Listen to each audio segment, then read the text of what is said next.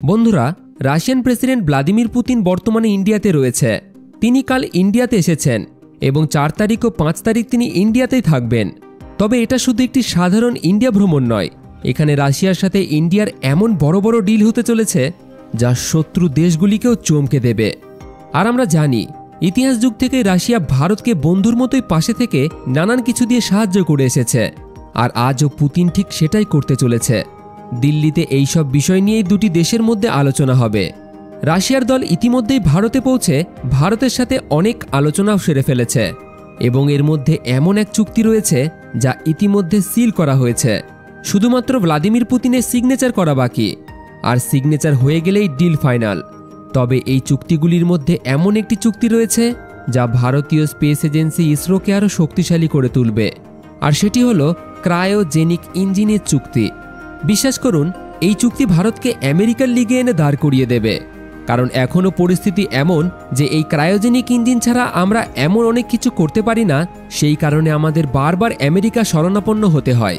তবে বর্তমানে আমেরিকার ট্যারিফ যুদ্ধের কারণে ভারতের সাথে খুব একটা সম্পর্ক ভালো নেই, কিন্তু রাশিয়ার সাথে এই চুক্তি আর ইঞ্জিন ভারতের মহাকাশ গবেষণার সব কিছু বদলে দিতে চলেছে। এটি ভারতের স্পেস এজেন্সির ক্ষমতা এবং সক্ষমতা দ্বিগুণ করে দেবে, আর তারপর আমাদের কারও শরণাপন্ন হওয়ার প্রয়োজন হবে না, কারোর কাছে আর কাকুতি মিনতি করারও প্রয়োজন হবে না। বরং বলা যায় ভারত এলিট দেশগুলির তালিকায় এসে দাঁড়াবে। কিন্তু এই চুক্তিটি কি, আর কি এই ক্রায়োজেনিক ইঞ্জিন? চলুন আমি আপনাদের সমস্ত কিছু বিস্তারিত জানিয়ে দিই। আসলে প্রথমে আপনারা স্ক্রিনে দেখুন, রিপোর্ট এসেছে যে ভারত এবং রাশিয়ার মধ্যে একটি ইঞ্জিন চুক্তি হয়েছে। খুব তাড়াতাড়ি এতে ভ্লাদিমির পুতিন স্বাক্ষর করে দেবেন। এই চুক্তির অধীনে রাশিয়া তাদের RD-191M সেমি ক্রায়োজেনিক ইঞ্জিন ভারতকে দেবে, আর শুধু দেবেই না, বরং এর 100% প্রযুক্তি হস্তান্তরও ভারতকে করা হবে। এরপরে পরিস্থিতি এমন হবে যে ভারতের GTO পেলোড যা বর্তমানে সর্বোচ্চ 4 টন রয়েছে তা বেড়ে 7 টন হয়ে যাবে। অর্থাৎ আমাদের ভারতীয় রকেটের সক্ষমতা প্রায় 80 থেকে 90% পর্যন্ত বাড়তে চলেছে, এবং এটি একটি গেম চেঞ্জিং বিষয়। আসলে ইসরোর কাছে বর্তমানে যে ক্রায়োজেনিক ইঞ্জিন আছে সেগুলির সক্ষমতা 4 টন পর্যন্ত। এই কারণেই বড় বড় স্যাটেলাইট, এমনকি সামরিক স্যাটেলাইটও মহাকাশে লঞ্চ করার জন্য আমাদের আমেরিকার সাহায্য নিতে হয়। আর ঠিক কিছুদিন আগেই ভারত স্পেসএক্সের সাহায্যে একটি অত্যন্ত ভারী স্যাটেলাইট মহাকাশে পাঠিয়েছিল, কারণ ইসরোর কাছে এমন কোনো রকেট ছিলই না, এমনকি রকেটের ইঞ্জিনও ছিল না যা এত ভারী পেলোডকে মহাকাশে পৌঁছে দিতে পারে। এই কারণেই আমাদের আমেরিকার সাহায্য নিতে হয়েছিল। এই জিনিসটিকেই পাল্টে দেবে এই RD-191M সেমি ক্রায়োজেনিক রকেট। কিন্তু ভারত এখানে একটি চালাকি করে। শুধু ভারত ইঞ্জিনই পাচ্ছে না, 100% টেকনোলজিও রাশিয়া ভারতকে তুলে দিচ্ছে। আসলে রাশিয়া শুরুতে আমাদের এই প্রস্তাব দিয়েছিল যে আমাদের RD-191M ইঞ্জিনটি খুবই শক্তিশালী, আপনারা এটি নিন এবং আপনাদের রকেট লাগিয়ে কাজ চালান। আপনাদের মঙ্গল গ্রহে যেতে হোক বা চাঁদে যেতে হোক বা ভারী কোনো স্যাটেলাইট পাঠাতে হোক, আপনারা যা খুশি করুন, আমরা ভারতকে ইঞ্জিন সরবরাহ করতে থাকব।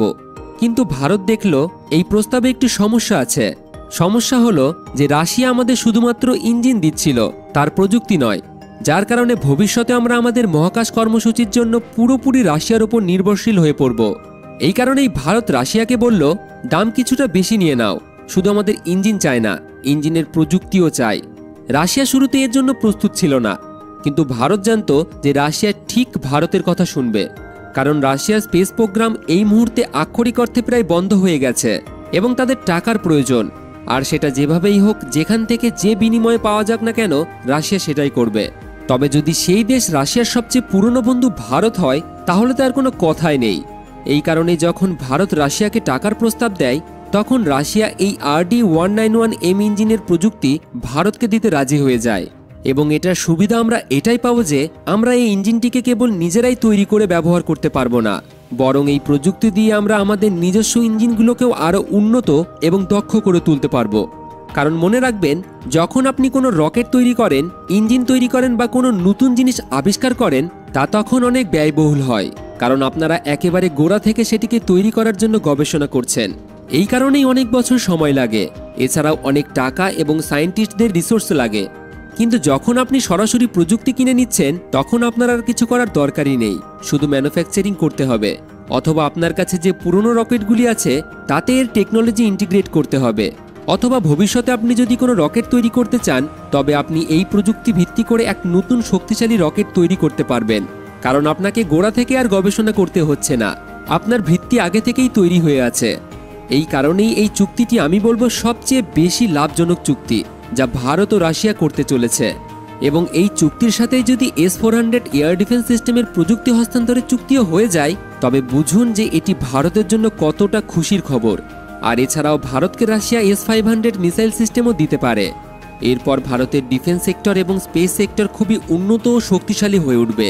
তবে যদি আমরা এই S-400 এর 100% প্রযুক্তি হস্তান্তর নিজের হাতে পাই, তবে এটা সম্ভব। তো বন্ধুরা, এই বিষয়ে আপনার কি মতামত কমেন্টে অবশ্যই জানাবেন। ভিডিও ভালো লাগলে একটি লাইক করে শেয়ার করে দিন এবং এই রকম নিউজ শোনার জন্য আমাদের চ্যানেলটিকে সাবস্ক্রাইব করে আমাদের পাশে থাকুন।